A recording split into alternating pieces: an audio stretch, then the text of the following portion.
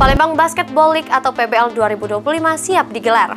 Kompetisi paling bergensi antar klub di kota Palembang menjadi barometer kompetisi di Palembang terutama antar klub dan menambah gairah olahraga basket di Palembang. Bergulirnya kompetisi basket antar klub Palembang tahun 2025, Palembang Basket League PBL 2025 membuat gairah olah basket di kota Palembang semakin meriah. Berdasarkan hasil technical meeting kemarin, PBL Divisi 1 2025 ini diikuti 11 klub basket di kota Palembang. Dari 11 klub ini dibagi menjadi 2 grup dengan sistem setengah kompetisi. Dari kacamata Perbasi Kota Palembang, Hadi M. Sudita, Wakil Ketua 1 Perbasi Kota Palembang, melihat PBL Divisi 2025 ini kembali digulir, diharapkan dapat berjalan baik karena diperbolehkan untuk memakai pemain di luar Sumatera Selatan.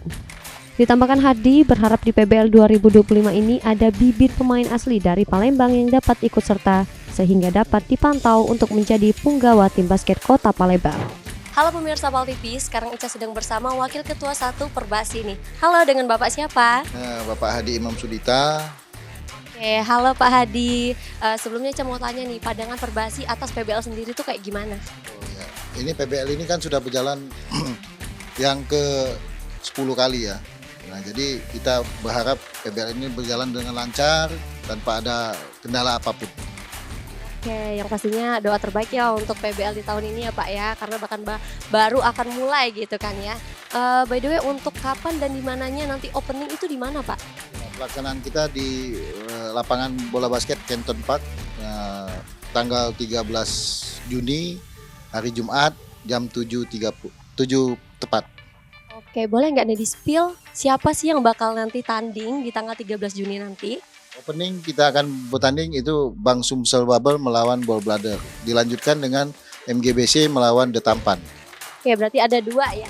Ada 2 pertandingan yang bakal main nanti ya di tanggal 13 Juni.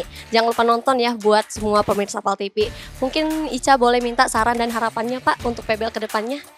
Harapan kita kalau bisa atlet-atlet Kota Palembang bisa ikut bermain di PBL ini untuk ke depan, karena untuk Palembang itu 17 tahun bisa ikut. Oke, baik, terima kasih Pak Adi.